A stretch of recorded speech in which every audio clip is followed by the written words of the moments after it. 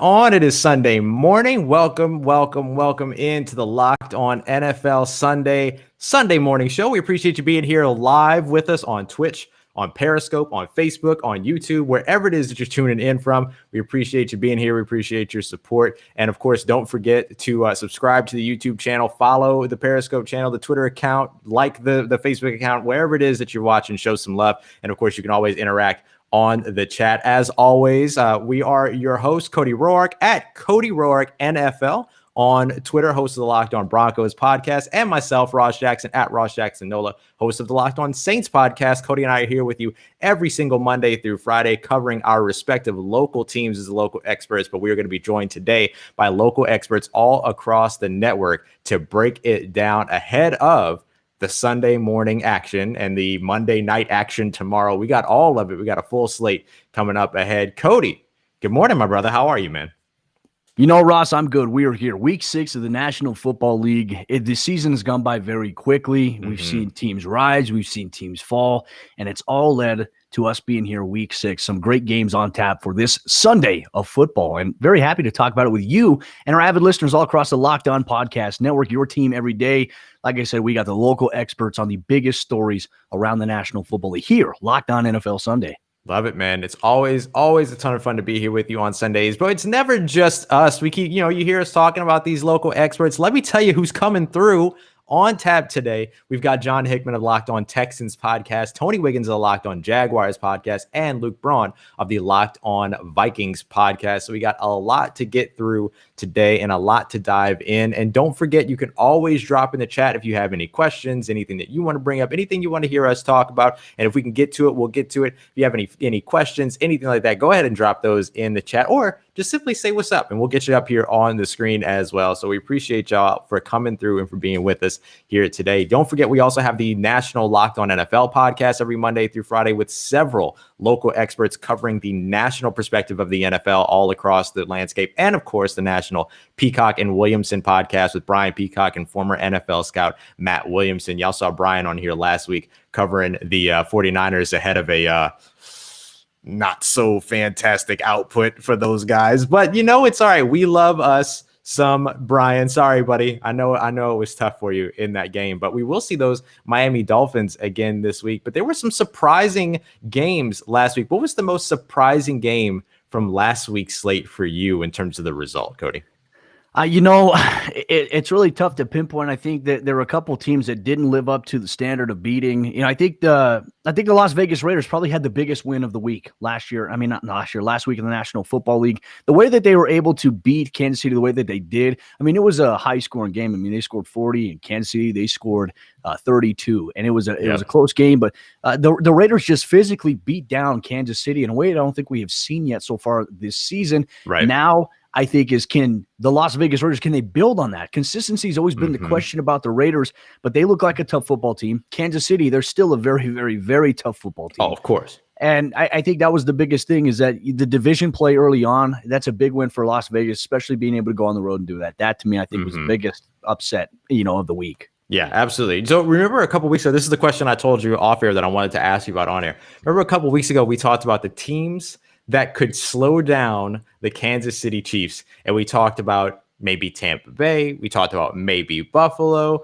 What percentage of you was convinced at all that it would be the Las Vegas Raiders at all? And to be fair, we were talking about who could slow down Kansas City as opposed to who could keep up with Kansas City. But still, did you expect Las Vegas to really pull this off? No, I really did. And I thought that Kansas City, just the talent that they have all across the board. And of course, they added Le'Veon Bell now. It's like they don't need to add players, but they've got it. And somehow they still have a great cap. Whoever manages their cap situation, they're geniuses. But, I think that for me, I thought it was about maybe a 25% chance it was going to be a team like Las Vegas that was going to come in and just physically wear down Kansas City the way that they did, especially with the run game. Now, Josh Jacobs, he didn't have a big game on the ground in terms of yardage, but in short yardage situations, he was able to convert drives. Derek Carr really found Henry Ruggs down the field. Darren Waller, they are getting in some rhythm now. And Henry Ruggs is also proving to a lot of those people pre-draft that said, well, he's just a speed guy. He's John Ross 2.0. He's not. The catches, he had 2 catches and over 100 yards. I mean, he's got that blazing speed, but he also made some big boy football plays. And that was exactly what we saw. the Raiders have a tough team. They are a physical team. They're going to try to wear you down. I think defensively, they're not as strong as I think as many people would like. And I think even Q would attest to that. But they've improved as well. They're growing. And Max Crosby's doing a good job for the Raiders in that regard. The AFC West, I just look at it. It's tough. It is tough. And, Ross, even throwing this back to Monday Night Football last week, we got to see Los Angeles Chargers travel to New Orleans to play the Saints. And you're the host of the Locked On Saints. And it was a close game. But towards the end, there was a time where Los Angeles was just in rhythm. Defensively, they were flustering Drew Brees a little bit. But Justin Herbert continues to be a story in the National Football League. And it's crazy that he's putting up the numbers that he's doing, but it's resulting in 0 wins. That, to me, is the crazy part about it. Yeah, absolutely. Absolutely. That's the thing that's been kind of wild all throughout this is, we were talking about these young quarterbacks and who was going to be the young quarterback ahead of the season that was going to pop at any point during this season. And, not a lot of people had Justin Herbert's name on the tip of their tongues. People were expecting maybe to see Tua early. People were expecting to see Joe Burrow have a good season, which I don't think he's having a bad season, but certainly what we have seen from Justin Herbert has been wildly unexpected so far. First rookie in the NFL to throw 3 touchdowns in the first half, to throw 3 touchdowns in the first half of a Monday night game. First rookie to throw 4 on a Monday night game, all told. And I mean, he performed all the way down the clock. I mean, there was no point to where he let up. There was no point to where, he looked like a rookie, honestly. Like the Saints put, according to Pro Football Focus, 31 pressures on Justin Herbert. And some of those double up on the same play, of course, and things like that. But even still, that's a lot of pressure for a rookie to take on. And he performed very well. He looked like a 10-year vet out there, which was pretty impressive. But, I got to pat, I host the Locked On Saints podcast, so I got to pat the Saints on the back a little bit, right? Down 14-0 against the Detroit Lions. They pull off that W. Down 17 points, 20-3 early on in the first half. They pull off that W. And then now I'm grateful for a bye week because I don't want to see another double-digit comeback for New Orleans. I want to see New Orleans be the team that we expected them to be coming into this season, which was a dominant offense with a complementary defense. Right now, they've lacked both of those either at the same time or certainly at separate times throughout the season so far. Yeah, and you mentioned, too, the pressures that the Saints dialed up on Herbert. Tampa Bay did the same exact thing, and he stood up in the pocket. He made throws. His mobility, I think, really helps him out, especially when the pocket's collapsing around him. His ability to throw on the run is special, and I had a chance to watch him in high school when he played at Sheldon High School in Eugene, Oregon. I had a chance to watch him his entire collegiate career at the University of Oregon. He's just a gamer, and he's a cerebral guy, and there were a lot of people coming into the pre-draft process saying, well, he's not as vocal. He leads by example, and you can tell that offense, despite the injuries that they have without Austin Eckler, they are rallying behind a guy like Herbert. And Herbert almost led them to a victory against the Kansas City Chiefs several weeks ago. So, the AFC West, I think, in terms of quarterback play, a lot of people, it's generated some discussion. We can talk about this on a later episode here, Locked On NFL Sunday. But I think there's a lot of talk right now about, for the Broncos side of things, because that's the market I cover, is that because Justin Herbert's putting up these numbers so far, a lot of people are trying to compare, Drew Lock to Patrick Mahomes and Justin Herbert, when I think the rise of quarterback play is different for everybody. And so it definitely an interesting argument that we've had on Locked On Broncos, but we have a lot of action here today, Ross. It's Sunday, early action. Let's get into some of the games. What do we got early on? So in the early slate right now, one of the games that we're going to start off with is going to be Houston at Tennessee, which we're going to be talking about here in just a moment with Locked On Texans host John Hickman. So we have that coming up. We'll have Cincinnati at Indianapolis. Indianapolis favored heavily in this one. Cincinnati, we're talking about these rookie quarterbacks. Joe Burrow is there, but he's not producing the wins that I think that people hoped to see from him early, but still, it's his rookie season, right? And even Justin Herbert, whose praises we're singing at the moment, isn't producing wins either. Remember, he's 0-4 so far in the NFL. So not a lot of judgment really to be placed based upon the win-loss record when that's more of a team look than a young quarterback look, right? Yeah. Can we get Joe Burrow an offensive line? Somebody, please. Anybody? I can't stand watching this guy take the amount of shots that he takes. Look, he's a very talented quarterback, but it's evident that offensive line has issues. And I'd say they're not really getting a lot out of the receiving department as well for Joe Burrow. And they're facing a tough Indianapolis Colts secondary and a tough Indianapolis Colts defense. And I think that it's going to be tough for Cincinnati to be able to pull this one out. I just think that Cincinnati is beat up to a point where they're just so young, so inexperienced, and they don't have that line to protect Joe Burrow. It's hard to get momentum downfield when your quarterback's taking 7 sacks per game. You just can't win in the NFL with that formula. Yep, absolutely, absolutely. We've also got the Atlanta Falcons winless on the season. They dipped on their coach. They dipped on their GM. Shout out Raheem Morris getting the head coaching job right now as the interim head coach. Arthur Blank said if he goes 11-0, we'll interview him for the head coaching job. So it's not an open competition, or it's still very much an open competition by the end of the season, it sounds like. Yeah, and I think the biggest thing with Atlanta, you have to wonder, are they planning on rebuilding? With the fact that they scrapped the GM, you scrapped the head coach, Matt Ryan is up there in age. Do you look to offset a guy like Matt Ryan, maybe to San Francisco, who really at this point, I think they're looking at Jimmy G's probably not the option for them long term. And not to mention that they have Julio Jones as well, who's in his 30s. And do they want to rebuild? They have a young, talented receiver in Calvin Ridley, but maybe now they might be in a position to put themselves into draft capital to be able to rebuild. And they may embrace that, especially in the division that they're in the NFC South. It's one of the toughest divisions of football. Now might be a good time for them to embrace the rebuild. Yeah, absolutely. Absolutely. And they're going to be traveling to Minneapolis to take on the Minnesota Vikings. We'll hear more about this game from Luke Braun. And then, of course, before we bring in John Hickman here to talk about Houston, Tennessee, another game that we have on the early slot today, the Denver Broncos at the New England Patriots. New England expecting to have, some of their pieces back, but still had to send some others to the COVID list this week. And so, but they're still favored heavily here, -7.5. Give us a little bit of insight from the Broncos perspective heading into this one. Yeah, well, they're going to be getting a full slate of Cam Newton and Stephon Gilmore. So this is going to be a tough matchup. But the Broncos in the same regard, they're going to be getting some guys back as well. Drew Lock is making his return this morning against the Patriots at Gillette Stadium. And this is his first action since leaving in the second offensive series, week 2 against the Pittsburgh Steelers with a shoulder injury. He's been back at practice. He's been a full go. But the Broncos, they will be without Melvin Gordon. They will be without Noah Fant. Noah Fant dealing with a high ankle sprain. He's going to be out, expected to be back next week against Kansas City.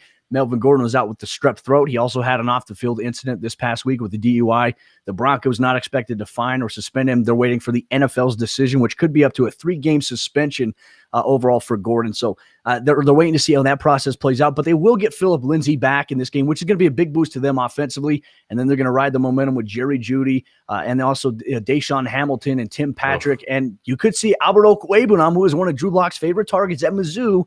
He could make his NFL debut here today for the Broncos. And then defensively, I think they're heading in the right direction. They've got guys healthy. I think they match up well secondary-wise. The biggest key for Denver, slowing down that rushing attack of New England and keep it contained against a guy like Cam Newton. Absolutely. Absolutely. It's going to be a fun game to get into and to be able to see. We got some more early docket teams as our games as well. But before we move on there, we want to welcome in today's first guest from the Locked On Texans podcast. We got our guy, John Hickman, at Some Sports Guy with 2 Ys. Go ahead, hit it on him. That's what I'm talking about. Yeah, welcome in, my brother. Appreciate you being here with us this morning and joining us. How you feeling? Oh, we got a little bit. We're not getting your audio yet. You got a mute button on there? Boom. There you are. There we go. No, that's my guy. Sorry about that. I'm feeling great this morning personally. Now we're talking about how do I feel about the Houston Texans and their chances. Not really too confident to be, completely honest with you. But personally, I'm feeling great this morning. Glad to hear it, man.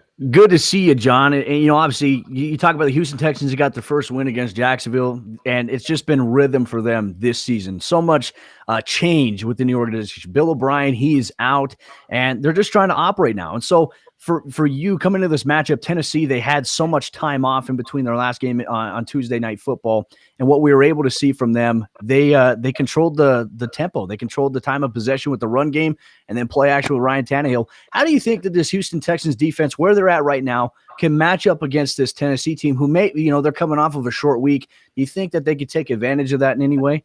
I think if there is an advantage to be taken care of, it is because of to be taken advantage of. It is because of the short week. They just played on Tuesday, and now we're here on Sunday. However, when I look at a Ryan Tannehill with 9 touchdowns, 1 interception, and how they use him with those bootleg play actions, and on top of the fact that we can't stop the nosebleed when it comes to running the ball. I mean, we're terrible, dead last in the league. I really don't see too much that this Houston defense can do in order to stop the Tennessee offense.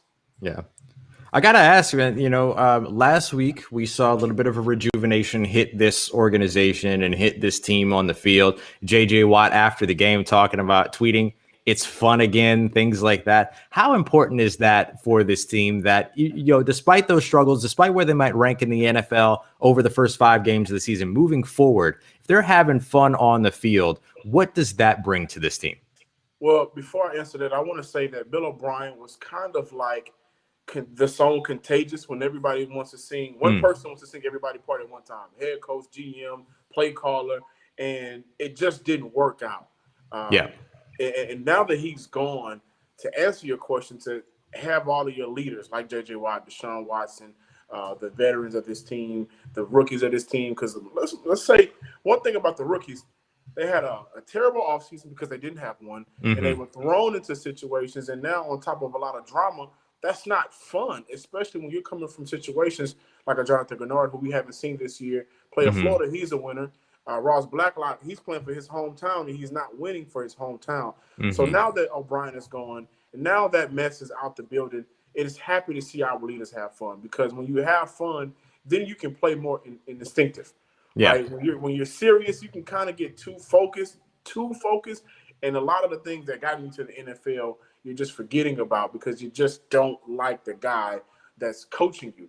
So to have him say that we're having fun, and J.J. Watt was being real shady since Bill O'Brien got fired, whether it was tweets or press conference comments, he was being real shady. But it's happy to see these guys go out and have fun. That way, at least we know if you're losing in the way that you want to lose and not because of what somebody else is calling. 100%. Hey, Ross Blacklock needs to go out there and perform, because if he's going to share my name, I'm going to need him to do something. You know what I'm saying? He's saying our city of Houston. So the city of Houston wants to see him perform. I just think he needs to go through those growing pains of being a rookie, and it's expected considering of what the COVID-19 derailed this entire year for everything. 100%. I would say that you're spot on there, John, in terms of that. I think for every team in the NFL right now, it's the rookies. They are learning more by trial by fire rather than actual group, prepared and readiness, because they haven't gotten a chance to do that. Injuries occur, and a guy that maybe a team wanted to stash away on the active roster to develop gets thrust into a position, and then they have to force rush their development. We could see one or two things happen. We could see a player rise up to the occasion and be ready, or we could see that impact a player's development. Now, I look at this offense for Houston. I look at Deshaun Watson. This is a guy that's taken so many shots from opposing defenses. Laramie Tunsil's been great for him so far. And then I think the biggest trend right now is we're starting to see some more connection with Brandon Cooks. How has Deshaun Watson evolved his game this season without DeAndre Hopkins? It's been notable at times when I've been watching the Texans. I'm like, they're missing a guy like Hopkins to be able to make a big play when they need it. How has Watson evolved offensively with some of these receivers? To be completely honest with you, I don't think we've seen any evolution from Deshaun Watson until Bill O'Brien was fired. Simply because the last time we saw the dynamic version of Deshaun Watson was his rookie year. Though that 7 to 8 game stretch where he had to hurry up and learn the playbook, and so he was doing his natural instincts, which was taking over. Since then, we've had the Buffalo Bill playoff game. We've had moments here and there, but to be completely honest with you, I felt like he was handicapped and handcuffed because he had a coach that didn't know how to coach talent. So moving forward, what we saw out of Jacksonville Jaguar game, we saw Deshaun Watson having more dominant. What? Maybe we lost him for just a sec. But I mean, he's got a good point, right? In terms of where we really seen that type of evolution. Go ahead, John, continue. Sorry about that. We saw Deshaun Watson call plays at the line of scrimmage, check audibles, do all of those things. And then that allowed him to really be himself and see what works best for him. And I think Tim Kelly did an awesome job, especially on the first play moving forward in the entire game, of making it a point to feed Brandon Cooks. We traded a second-round pick for you. You were brought in not necessarily to replace DeAndre Hopkins, but to have this entire wide receiver core replace DeAndre Hopkins. Right. And I think moving forward, that's the only thing that's going to help this offense. Because one Sunday it can be Brandon Cooks like we've seen. He had his 100-yard game, had a big game against Jacksonville, who I'm glad we had that game against Jacksonville after we, fired Bill O'Brien, because they had a lot of injuries and we were able to get rhythm. But then you may have a game with Will Fuller, like we've seen. He has the 100-yard game. And so collectively as a unit, that's where this offensive group will be dangerous. Everybody has to touch the ball. And I'm waiting on Duke Johnson to get involved. I'm waiting on Kenny Stills to get involved. Here in Houston, we believe Kiki QT can be an X factor if he has the opportunity to play. But overall, the connection between him and Brandon Cooks moving forward, I think that we see something, and it all depends on how Brandon Cooks is utilized. Ross, you're a Saints guy. You've seen him play football before, so you know that he can be dynamic. It just takes the right system and opportunities for him to do that. That's exactly right. That's exactly right. He's not somebody that's going to be, just reliant on being a volume guy, right? To where you can just throw him 25 passes in a game and that's the only way he's going to produce. He'll produce if you can scheme him open, if you give him the opportunity to utilize that long speed, that deep speed down the field. And despite his size, and correct me if I'm wrong, but I know that this was the case in New Orleans, the guy can still make contested catches. He can still outplay you if he needs to as well. So I love the fit for him. Along with what it is that Houston has done to sort of fill that void of DeAndre Hopkins. Now, in trading DeAndre Hopkins away, they also got David Johnson back. And then you mentioned Duke Johnson getting a little bit more involved in the offense as well. Where does the backfield sit for you right now amongst the way that this team's offense needs to operate moving forward? If we are looking at the backfield, I think it has been a complete disappointment. Going into the season, even when they traded for David Johnson, I wanted Duke Johnson to at least get more carries than what he's getting. Sure. To be completely honest with you, I want him to get more carries than David Johnson because Duke is a running back that will fall forward for 5 yards. That has been his MO his entire career. And so moving forward, especially in the game like Tennessee today, where this defense is playing great. Look what they just did against the Buffalo Bills team that is awesome.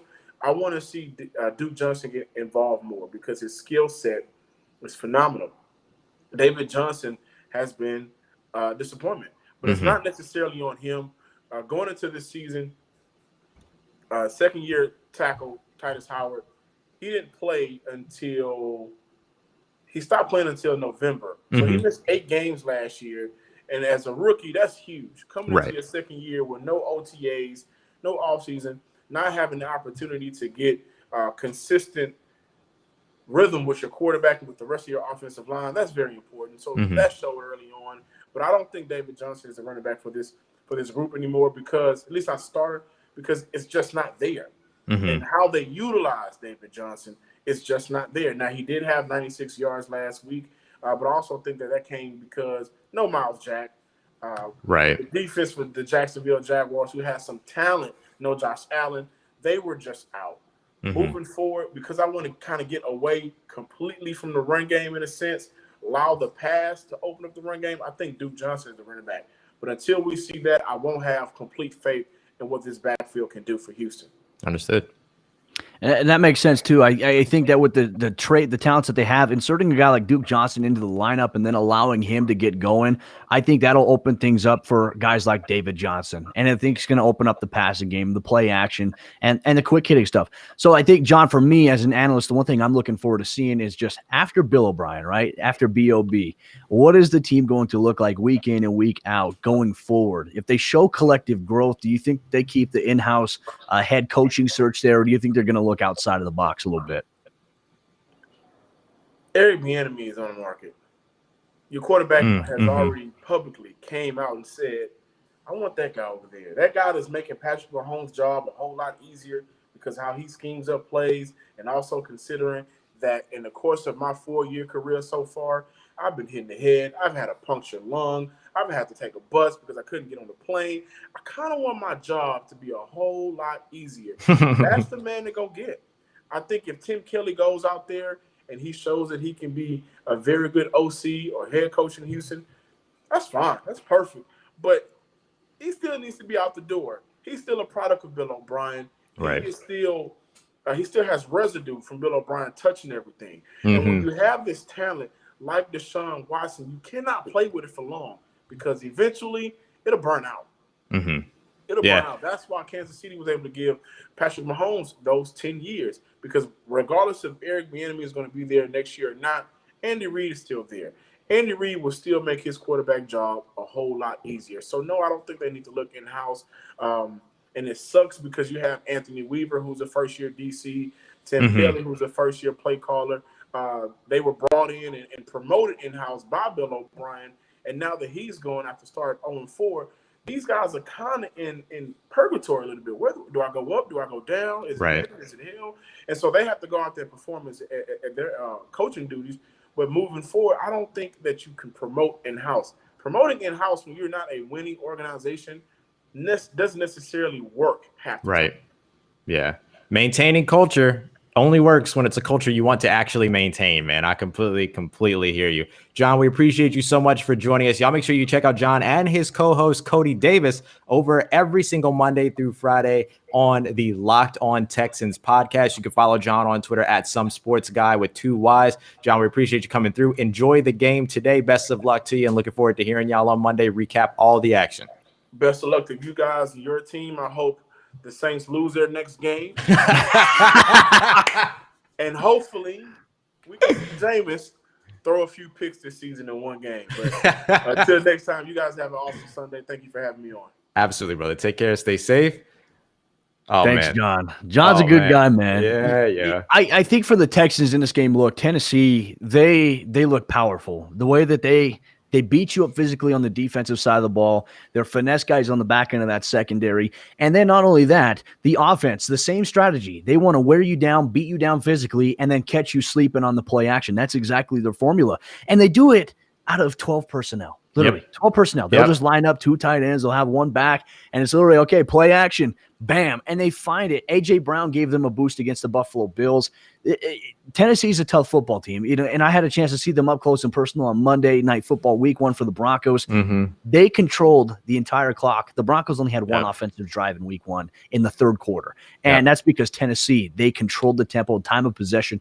They have the formula right now. I think it's hard to beat. It really is. Absolutely, man. I love seeing their game. I'm a big fan of play action, so Tennessee's the right team for that. All right, so let's go ahead and move on to our next guest that's coming through, keeping it in the AFC and keeping it style and profiling. We got our guy, Amp Wig, Tony Wiggins, on Twitter at Shop Talking Wig, Locked On Jaguars podcast every Monday through Friday. Keeping up with them Duval, man. How you doing, brother? Thank you for coming through. What's going on? You had the good guy. Now you got to get the bad guy on, right? We're keeping it in the division here today. That's right. We had to make sure we brought in the clash of the AFC South, my brother, man. We appreciate you coming through. Looking forward to talking with you about these Jacksonville Jaguars. Let's open this right up, man. So far, we're just a little bit beyond the quarter of the season. At this point, the first quarter of the season, what's your sort of general outlook so far of the Jacksonville Jaguars? Where have they struggled? What are they doing moving forward? And where do you expect to see them improve? They struggled on defense, and that's odd because normally they, over the course of the last 3 or 4 years, right, they've been a really, really good team on defense, and they've struggled on offense. And that's not the case this year. They've actually put up a lot of numbers. Gardner Minshew is like 7th in the league in passing and yardage, and he's really, really looked good in terms of if you look at the stats. We can get caught up into that, especially those NBA guys. You look at like DeMar DeRozan, you look at his numbers, and you're like, wow, he's like 25 points a game, but it's like it's not really that. Right. It's sort of that's what Gardner Minshew is. So people are like, why are you trying to replace him? What do you keep talking about another quarterback for when you look at his numbers? It's almost like an Andy Dalton, Kirk Cousins, Ryan Fitzpatrick type situation. But defensively, they can't stop anybody. I basically said that they got diarrhea on defense, bro. It's like holes everywhere. They can't stop anything. And they have basically been the elixir and the antibiotic for an ailing team. If you need fixing, come play Jacksonville. They really have the Allied Sports Bureau says they're the first team to be they played 3 winless teams, not including openers. Mm-hmm. And they played 3 winless teams, and they were the first team those teams beat. Wow. 3 weeks in a row. So it's a problem. And so with Jacksonville, what you have is it's a seesaw. Got great defense, bad offense. Now you got great offense, bad defense. And so it's like season by season, but now it's week by week. It's like you plug one pipe up, the other one pops. Right. And it's like week by week, and then it's quarter by quarter, drive by drive. This thing is off the rails, man. They just can't get right. Remember the movie Life? Can't get right. Can't get right. Can't get right. I feel like when I look at this Jacksonville team, I think there was a counter to the point that you made. I think if Jacksonville played New York, it would get Jacksonville back on rhythm. I think that the Jets. Mm-hmm. But outside of that, we talk about Gardner Minshew, we talk about the offense. Obviously, a lot of changes. No more Leonard Fournette in the run game. I want to focus a little bit on the defensive side of the ball. C.J. Henderson, I thought he had a strong Week 1 performance against the Indianapolis Colts. Also got banged up a little bit. What's the status on C.J. Henderson and how he's transitioning back to the defense, and whether or not he's going to, can he maintain being healthy? Well, what you saw with him is you saw it in camp. You saw a great athlete, but then you saw there was this up and down nature with him, right? Mm-hmm. So first week of the season, the emotions, you saw the same thing you saw on tape at the University of Florida when he played LSU with Jamar Chase. That's an athlete gonna athlete, right? He's one-on-one, me and you. Okay, this is what it is. I'm a great athlete. I'm 6'2". I can run like the wind. When he worked out in the offseason with Ocho Cinco, he was with him stride for stride, right? So that first week, and when he got challenged, he stepped up and he was AFC Rookie of the Week, right? Mm-hmm. Then the next 2 or 3 weeks, he looked like he couldn't even play. That's what you're going to get with him, because athletes are going to athlete. But it's almost as if when you need to be consistent and we need to make you think, where's the consistent effort? So with him, that's what you're going to get. He's unlike Jalen in the sense where, and I hate to compare them because they're just totally different. Absolutely. Jalen Ramsey is going to come play. Now you got to deal with some stuff, but he's going to he might whoop somebody, or he might push his coach. But the thing is that dog's going to bite every day when he wakes up. Right. CJ's he's built a little bit different, but you got to get him to the point where you just want him to athlete. And in the NFL, there's a bunch of old 50, 60-year-old dudes. They live to make you not do that. They live to make you think. And the thing with CJ, that's the problem. He has to develop that professionalism and that consistency that a lot of rookies struggle with. And you guys know that. Yeah, absolutely. Especially with this season being the way that it is. I mean, look, the New Orleans Saints just a couple years ago got, their first round cornerback in Marshawn Lattimore. He had a very similar season to where he was pretty up and down. And then, we've seen that continue over the last couple of years. And in particular, that's just the way that it works, right? Like you said, athlete's going to athlete, and they have to get to a place where they're just being consistent with effort.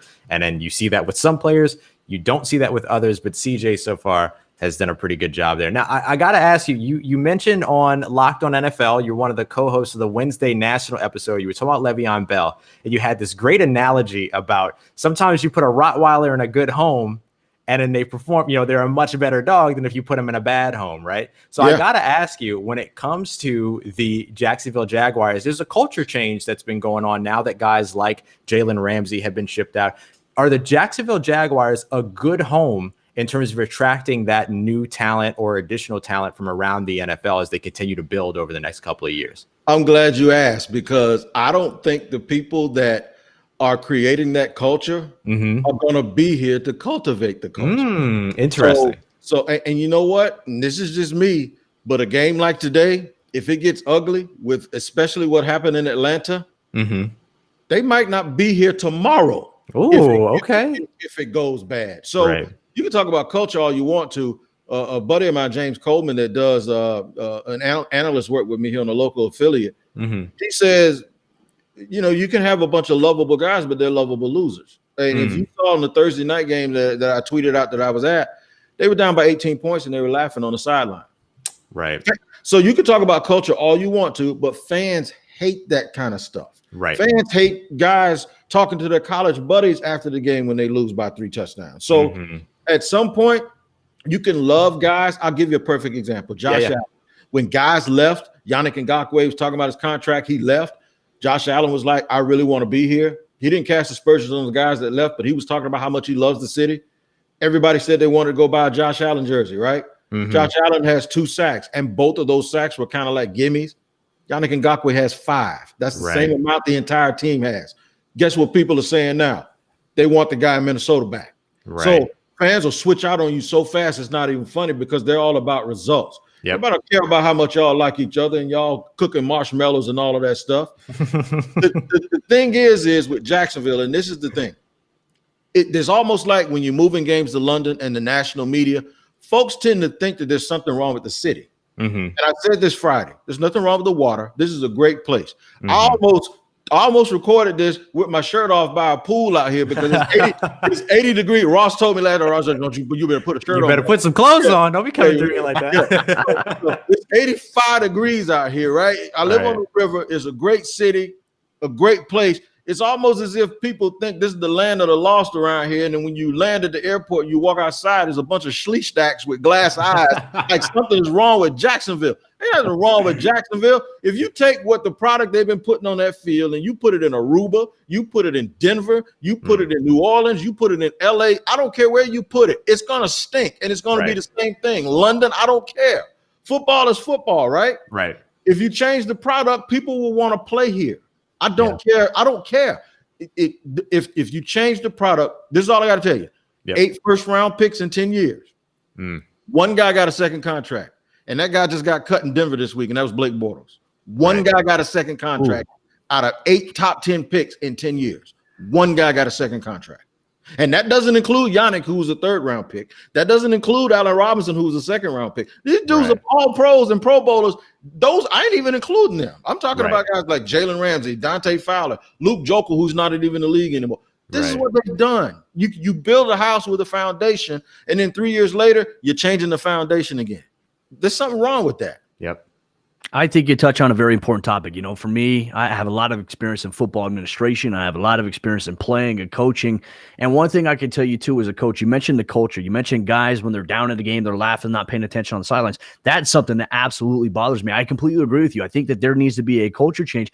And part of me also thought, too, once Tom Coughlin was kind of out, what was going on with Jacksonville is that they were trying to change that landscape. And early, some of the moves, just who they traded and who they got rid of and how they embraced it, I felt as if they were doing that. Then they had that win against Indianapolis in week 1. Minshew, like I said, there's times where he's looked really good. There's times where, I think it's just deflation by statistics. Overall, in your opinion, if you had a goal for the rest of the season for this Jacksonville football team, what would you like to see for the rest of the year from them? What I'd like to see is I want them to stop coaching as if they have 30 really good players. I want them to stop acting like they're the Saints where they have all of these weapons. I want them to coach more like you just talked to John in Houston. I want them to coach more like they have D-Hop because they actually have DJ Chark, who is a game time decision today.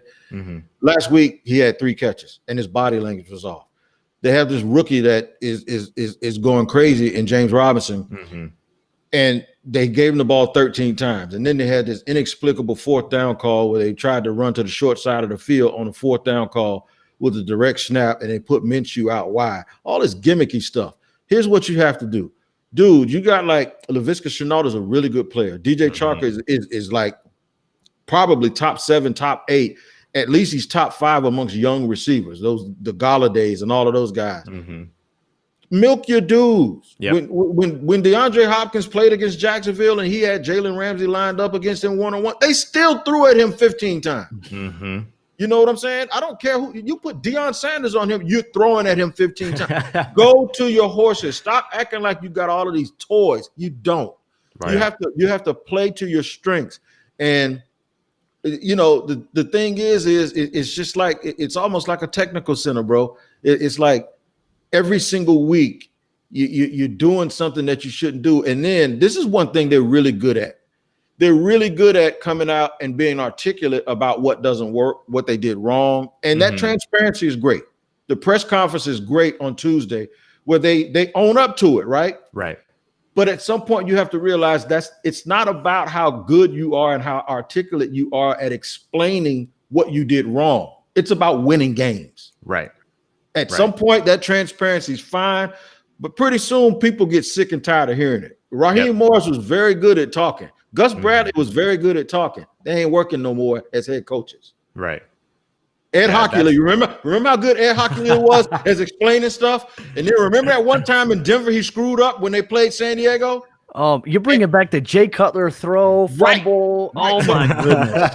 But you remember, everybody loved hearing Ed. But when Ed admitted that he screwed up, they booed him. And from that point, they didn't want to hear anything else he had to say, because no matter how transparent you were about admitting that you screwed up, you still had to admit that you screwed up, and now you lost credibility. Right, and it's the same thing.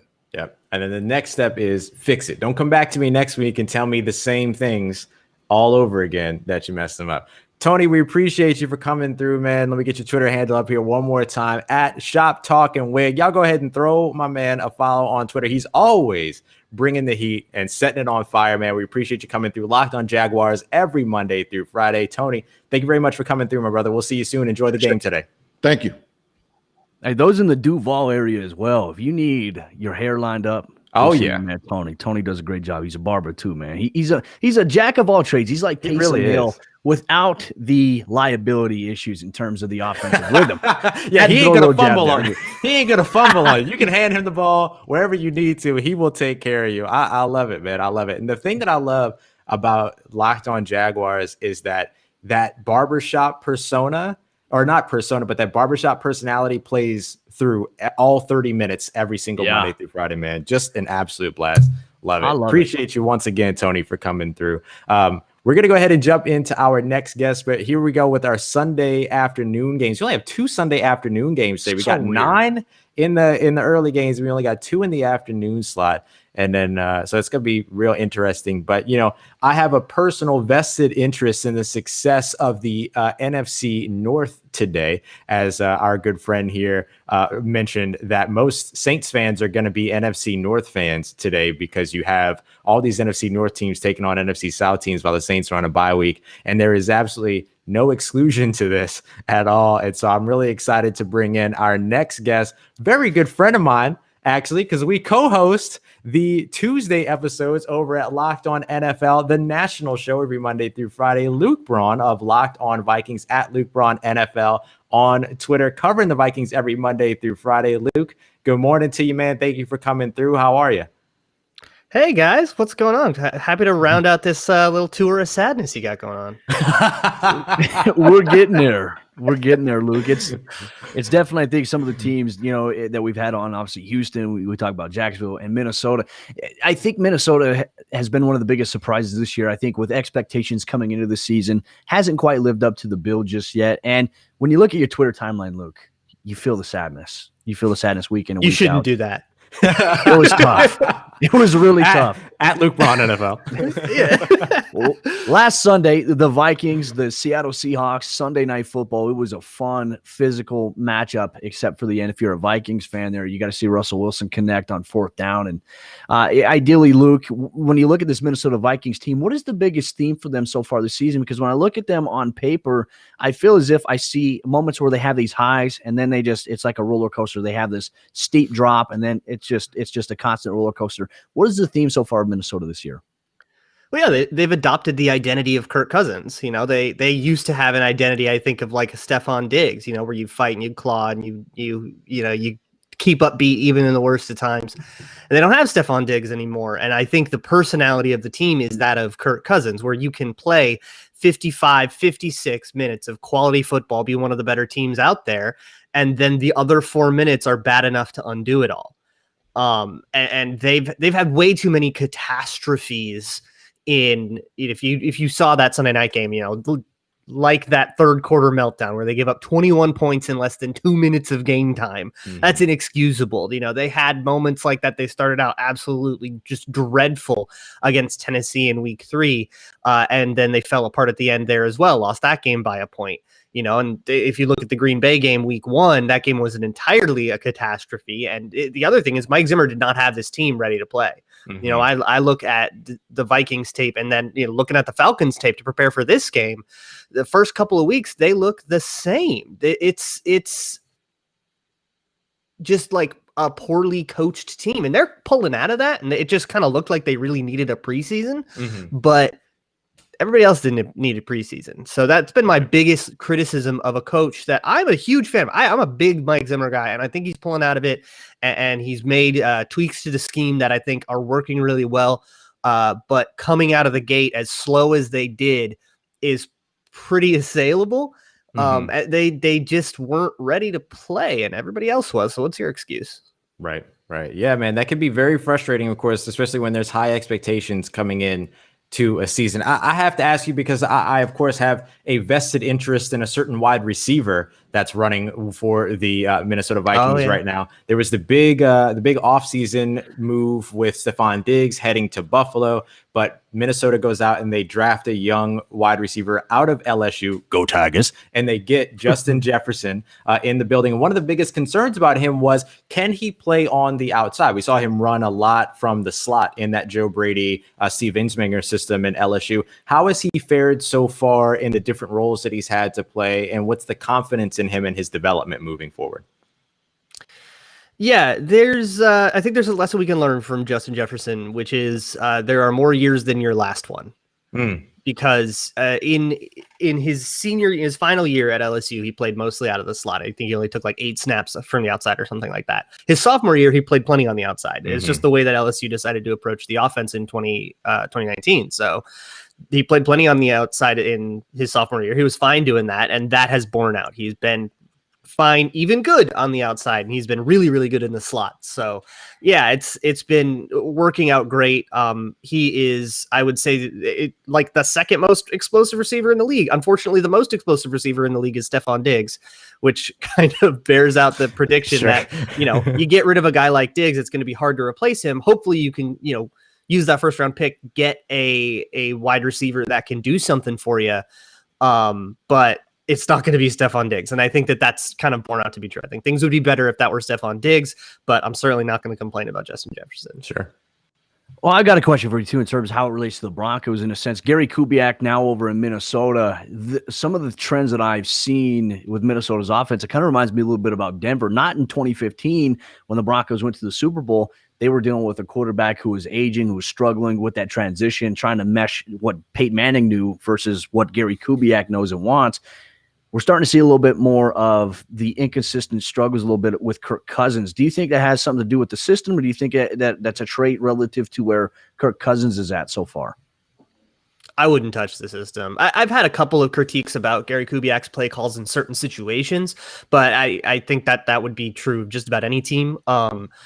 I think Kubiak has largely called the same system that he's always called, and that system is perfect for Kirk Cousins. They brought in Gary Kubiak because they needed somebody to run that zone, play action, bootleggy scheme that, you've got going on in Green Bay, you've got going on in Tennessee, that, 12 personnel, that whole deal, the Mike Shanahan thing. They needed that, and I don't know if there's anybody who is still in football who is more suited for it than Gary Kubiak. Even if you did want to get rid of Kubiak for whatever reason, you probably want to bring somebody in that runs the same scheme. So I wouldn't change this scheme at all. I think the inconsistency is just a Kirk Cousins thing. It's just kind of what he does. He's streaky. He'll play very well. He throws very accurately. He's got a killer deep ball. He's even been improvising more, which is supposed to be the thing that he can't do. And then sometimes he just kind of pees in the house. Sometimes you just got to start all over with them, man. Absolutely. Well, we've been doing dog training things in the last thing. I don't know. It's a great analogy. It's a fantastic analogy. All right. So I was going to ask you a question about this matchup today with the Atlanta Falcons. Obviously, again, vested interest in the Falcons losing as much as possible. So I appreciate any contribution that Minnesota has to give to that. And I appreciate the donation. However, I do want to ask, one of the things that has been consistent when it comes to when it comes to Atlanta, has been their offensive output. The production is there from the offense, and they've been struggling over on the defensive side. And I was going to ask a question about sort of the Minnesota defense and what the key matchup is here in terms of limiting Atlanta. But I think we have a listener of yours in the chat, Gabrielle Greco, who wanted to essentially ask a pretty similar question. So she asked, jokes aside, who takes care of Julio today? And I assume she asked about Hughes, so Mike Hughes, I imagine. But who is it that takes care of Julio today? And then further, what are some of those key matchups for the defense? Yeah, so I'm extremely concerned about this. It might have to be Matt Ryan. I mean, it's rough, man. Like, yeah, you don't really have anybody who can take on that physical matchup. So here's what the Vikings have been doing with receivers. Of course, their one win, they went up against the Texans. Will Fuller, Brandon Cooks, they're not having the best seasons.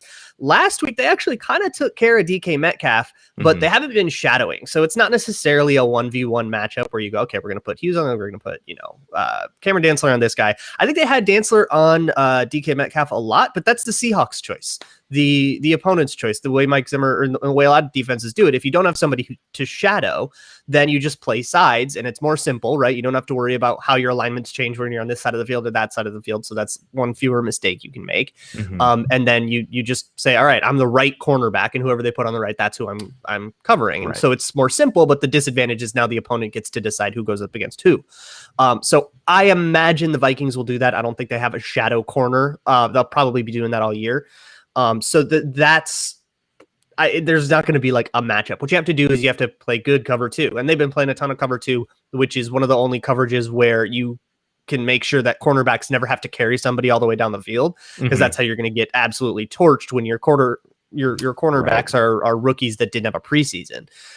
So they'll probably play a lot of cover 2, and you just have to be really sound in your zone pass offs.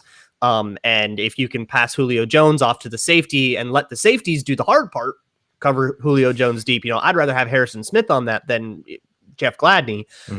That's probably going to be the game plan, but now you got a safety on Julio Jones. So like, that's not exactly ideal. And there isn't a great solution because they just don't have the horses to have a great solution. In the past they've had Xavier Rhodes, who's had Julio's number all day. That's not exactly the case this year. They don't really have the guys for that. Right.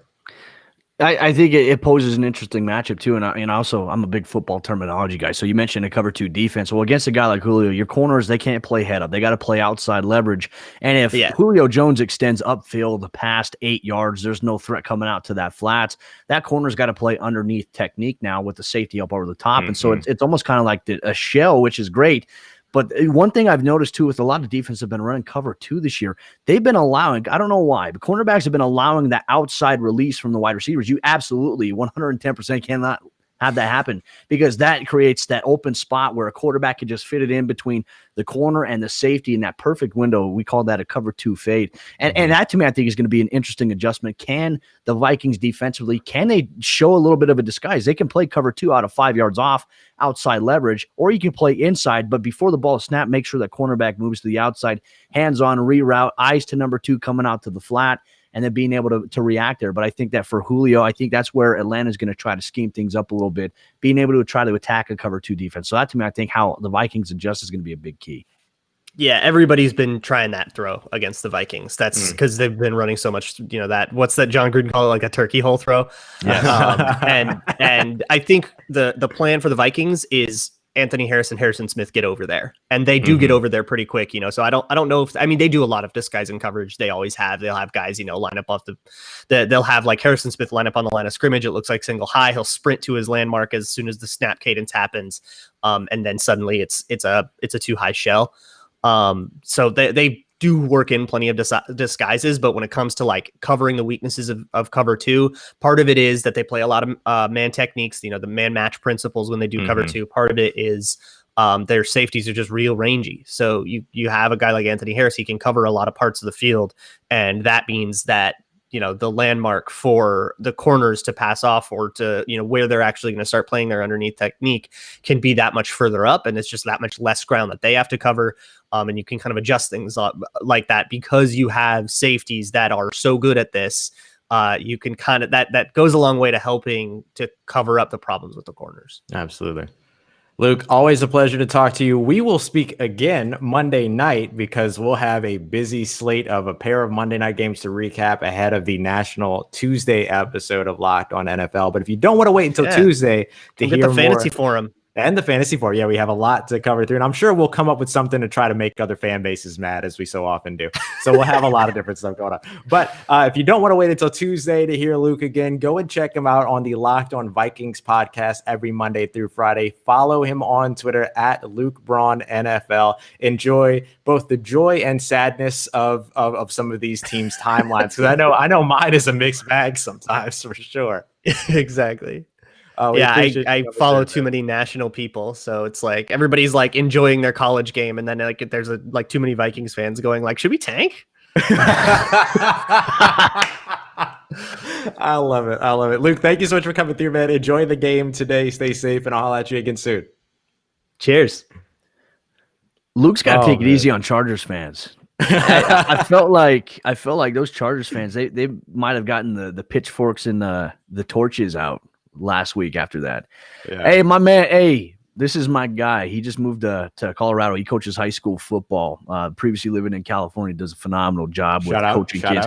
Defensive guy. I love when y'all talk defensive schemes. Makes my heart happy. Hey, it makes my heart happy to talk defensive schemes. And you know, one of Ross and I's goals here is not only just covering and hearing from the local experts. We want to help make football fans smarter as well. We do a lot of film study, a lot of film review, which we're actually going to be incorporating here in a Locked On NFL Sunday. We're going to take some of the biggest plays, one or two of the biggest plays. We may even put out a poll, and we're going to put it up. We're going to do a film breakdown here, Locked On NFL Sunday. But Ross, we could talk about that all day. But let's get into some of the games we got on primetime Monday Night Football, and also some of the picks we're going to have this week. Well, I'll tell you what, we have one little overtime thing to get to today, because we have a special guest that's joining us, Cody, as we've got our fantasy expert with us today as well. We've got Vinny Iyer of the Locked On Fantasy Football Podcast joining us by phone today. Mr. Call-In, Vinny, I need to get you some intro music, man. That's what we need to really do, is really spice you up. How are you, man? Thank you for joining us. I'm doing well. Just trying to manage some injuries on some teams. So some teams doing well. Bye weeks are here. It's a fun time in fantasy football to try to put together a competent starting lineup week in and week out. Yeah, absolutely. It's been, we just got the list of the early morning inactives, some of them that were just made per Adam Schefter, some big names that are going to be out, some trading around on or movement around on people starting lineups today. What is kind of one of the biggest things that people need to know about? Make sure that they go run and check their lineup just in case this morning. Well, I think we're going to get a break here with looks like DJ Chark is going to play. That was a big question mark we had coming in to this week. Not going to play. Is really shorthanded there. If you're looking for a replacement tight end this week, you can't go there because he's not playing. So really not too many other big deals except for Dalvin Cook, of course, but we know he's been ruled out for a while here. So Alexander Mattison, he is actually the start of the week. If you picked him up behind Dalvin Cook, you're good. You're fine. If you went out and stole him from the Dalvin Cook owner this week, if he was still available in leagues, you're feeling really good right now because you're plugging him into that Falcons matchup, and you know what he did in the Seahawks game. So it should be exciting to see what he could do with the full workload here, because Alexander Mattison sometimes cuts into Dalvin Cook's workload. That's not going to happen with Cook and Mattison in this week. Right. Vinny, a question I have for you. Who are some players that I think fans that may be looking at their lineups, who should they avoid playing this week considering, circumstances, injury? Is Andy Dalton a good play for Dallas Cowboys fans or those who are looking for a replacement quarterback? Yeah, that's the first game I would go to if I'm looking for sources of points that are kind of sneaky. You look at the shootout potential. That Cardinals defense is not very good at this point either. They just lost Chandler Jones, so there's going to be no pressure on Andy Dalton. They really can't cover much here. So I expect the Cowboys to run a little bit more with Ezekiel Elliott, so he may not be going crazy, Dalton, throwing as much, 45 to 50 times, but that's going to be dictated by the defense. And the Cowboys, I don't think they have really any answers for Kyler Murray or DeAndre Hopkins, or get Christian Kirk in there if you're in a deeper league. Looking at Kenny Drake coming off a touchdown game last week, Chase Edmonds if you need him. So that is a great matchup to exploit. And another sneaky one to exploit here on this 1 p.m. Eastern time window, the Lions and Jaguars. These are just two terrible defenses. So as many guys as you can get in. Chark playing is good news there because he can take advantage of that Lions secondary. So there's definitely some games, the Falcons-Vikings game, Jaguars-Lions, Cardinals-Cowboys, that appear to be fantasy football bonanzas this week. What are some of those matchups and games that you would avoid this week? Yeah, I think the Browns are a tricky one for me, and going to Pittsburgh and facing the Steelers defense, I don't know if they'll have as much success running the ball. That's what they've been kind of doing here with Kareem Hunt. It sets up everything else, and with no Nick Chubb, I think Kareem Hunt is still going to be okay. You're going to play him. He's going to get work in the passing game. But Odell Beckham Jr. has that illness that is mysterious. He's going to play through it. Jarvis Landry added another injury here this week, and he's been playing post-hip surgery, but he hasn't been 100%. So now he's got a second injury that he's dealing with. He's hurt a little bit more here. So Beckham and Landry just not feeling those guys this week to continue it here for the Browns. And I think, again, if everything starts with their running game, if they're going to have limited success there, it's going to hurt their wide receivers as well. Absolutely. Cam Newton makes his return for the New England Patriots. Drew Lock makes his return for the Denver Broncos. And we know the Patriots, they are a primary running football team. Is there a certain running back out of this Patriots backfield that you would recommend players play? Yeah, I think it has to be Damian Harris because everything else is a bit split here. I know James White isn't back in the mix here, but you don't figure the Patriots to be trailing in this game. And there's not going to be a lot of opportunities to just dump the ball off to James White. So the Patriots have been a very hard team to read fantasy football-wise. Julian Edelman had that one monster game, but he's been quiet otherwise there. N'Keal Harry and Damiere Byrd have some appeal at wide receiver, but we can't fully commit yet because how little this team is throwing on games like these. So I think with the Patriots, it's week-to-week dependent. Are they going to blow out their opponent? Are they going to face much offensive resistance? Then you kind of figure out who you want to play from there. And with this game, there's no Noah Fant. There's no Cortland Sutton. Stephon Gilmore's back in action. No Belvin Gordon. So looking at a lot of Philip Lindsay in a tough matchup here. So I just don't see a lot of offensive production for the Broncos. And that means the Patriots are going to grind this game out. And the back I kind of lean towards is Harris because he is the most talented, I think, overall of their backs. Sonny Michel's on IR for a while. Rex Burkhead is fine, but he's just an older guy that they plug in there when they need different situational help. But Damian Harris, if you saw him at Alabama, you know that he's got a lot of qualities that make him a good feature back. Came off a 100-yard game against the Chiefs, was the lone bright spot of their offense there. So Cam, I'm not too crazy about. I want to kind of wait and see because they're not throwing the ball a lot and they can run traditionally with Harris well in this game. I don't know where Newton's going to get a lot of his production, but this could be one of those ugly fantasy games. I want to avoid as much as possible, but if I'm going to play someone, Harris has the most appeal. I love it. We appreciate it, Vinny. You gave us start of the week, games to avoid, matchups to avoid, and some matchups to exploit. We appreciate you coming through and joining us here on Locked On NFL Sunday. And looking forward to listening to you all throughout the week here, Monday through Friday over at Locked On Fantasy Football. Make sure that you throw Vinny a follow on Twitter at Vinny Iyer. You can see the Twitter handle there at the bottom of the screen. Vinny, we appreciate you. Enjoy the rest of your Sunday. All right. Thanks a lot, guys. Have a good one. You too, brother.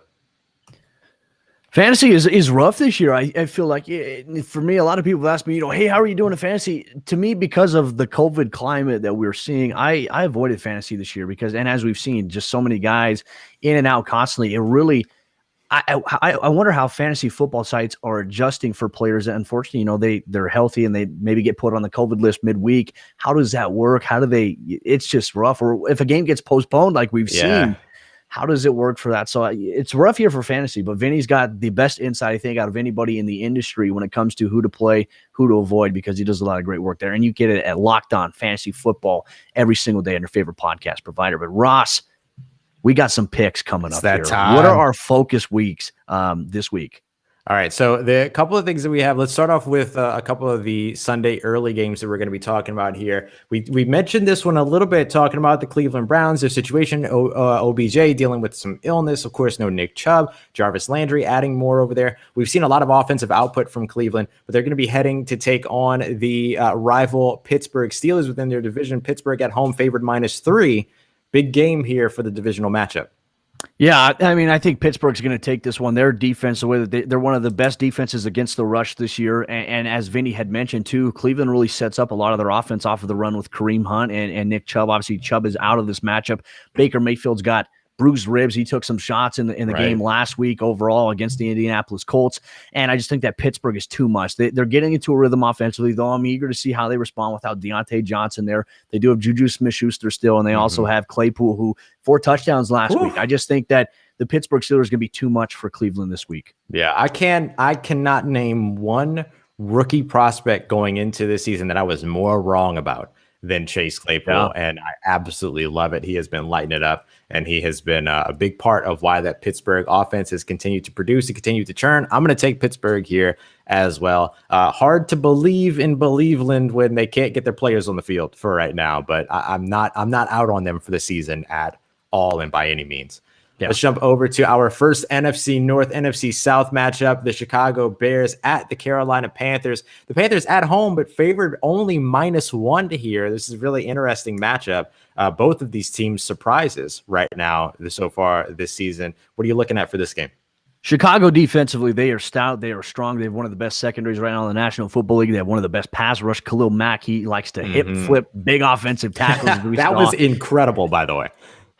that is a meme right there, but that's just big boy football. And I think for Carolina, as you mentioned, both these teams are a surprise so far. Teddy Bridgewater, Matt Rule, they've done a good job. Everyone expected Carolina to be the team that's going to not win a single game in 2020. They're going to be the number 1 pick in the NFL draft. Right. They're growing, they're rising. And I think Carolina at home, I think it bodes well for them. I think there's going to be one of those games where we see Carolina take advantage. I think they're going to come out, they're going to squeak a win out against Chicago. Yeah. I think this is a really interesting matchup because where Carolina's defense is weak, they can make up for because of where their strength is. The symbiotic relationship between the defensive line and the secondary is so important, and it's massively important when it comes to the Carolina Panthers because they are able to generate a pass rush. They are getting after the quarterback. They are making quarterbacks uncomfortable. We know Nick Foles is not the greatest under pressure. We know no quarterback in the NFL is the greatest under pressure, aside from maybe Justin Herbert. But when it comes down to what the defense for Carolina does well and how they can counteract the Chicago offense, they're pretty well built. Their secondary is a little weak now without Luke Kuechly, but they've been able to make up with that by the general play of the front seven as an entire unit. However, what Chicago does very well is kind of in line with that same scenario. So I'm actually going to take Chicago here, not just because Carolina's in the division. I think that Chicago is just going to be able to bring a heavier-handed approach in terms of what they're going to be able to do on defense. If Carolina can't produce on defense, then we don't see anything in terms of what they're going to be able to do to make sure that they're closing the gap with Chicago. So I'm going to take Chicago in this one. It's a risky pick, but I'm going to go with it. I'm just curious to see how the Chicago defense is able to limit the Carolina offense, and in particular, rookie cornerback Jalen Johnson, who's played very, very well so far. Out of season. Utah, baby, Pac-12. That's right. And they say the Pac-12 players can't play in the NFL. Boom. Incorrect. Very, very incorrect. We love us some Pac-12 players out here. All right. Next up, we've got our Sunday. Monday night matchups. Actually, let's back up a little bit. Let's go with this matchup here with the Sunday matchup. We got the Green Bay Packers favored on the road, only by 1 point, but favored up against the Tampa Bay Buccaneers. We've talked pretty openly about the Tampa Bay defense being one of the better defenses in the NFL. They're going up against not only one of the better offenses in Green Bay, but one of the better schemes and systems that get executed at one of the highest levels when it comes to Green Bay. They've got Devontae Parker back. Devontae Adams back. Aaron Rodgers is looking fantastic. The run game is looking fantastic. The offensive line is looking fantastic. And the defense is doing enough to keep them in games. I'll take the first pick on this one if you don't mind, but I'm going to take the Packers to win this game on the road against Tampa Bay. We've seen Tampa Bay struggle against teams that can put up points and keep up with them, right? And I think that's what you're going to see in this game. I do believe this one will be a shootout. I look at how Justin Herbert played against this very aggressive defense and the way that he was just throwing with pressure. Who's better in the NFL than anybody else at this? Aaron Rodgers. Aaron Rodgers is, and he's getting Devontae Adams back. And the other weapons he's had, they've stepped up in a tremendous manner as well. They are on some big boy football right now. And I think Tampa Bay, despite how good they are defensively, I think they're still going to be on the standpoint of, can the offense keep up a little bit? There's times where the offense had some moments where they helped out the defense, and then there's times where the defense, came in. And I think that against Chicago, we just saw a very aggressive defense. We saw Chicago. We saw Nick Foles really adjust and have success against them, which is odd considering what we know about Nick Foles. I think Aaron Rodgers is a different animal, and I've got Green Bay winning this one. Why the hell isn't this game the Sunday Night Football game? This is the biggest question I have. Yeah. The NFL dropped the ball on this matchup because this is entertaining football. I'm sorry. This is going to be a better matchup than San Francisco and Miami. So, yeah. I don't know. Maybe they expected the NFC West to be a little bit more competitive than it turned out to be this season. Speaking of NFC West, by the way, over on Locked On NFL on the Tuesday episode, Luke and I ranked our top 10 quarterbacks in the NFL playing so far. Aaron Rodgers was at the number 1 spot on that list, but I got to tell you, my vote was for Russell Wilson the entire way through. MVP. 100% MVP season for this guy. We saw it. What he was able to do on Sunday Night Football, leading that rally, calm, cool, and collected. DK Metcalf twice on 4th down. That we're not worthy. Russell Wilson is playing on great football right now. In terms of the Kansas City Chiefs Buffalo Bills game, this is interesting. Buffalo coming off that loss to Tennessee. I don't think anybody expected.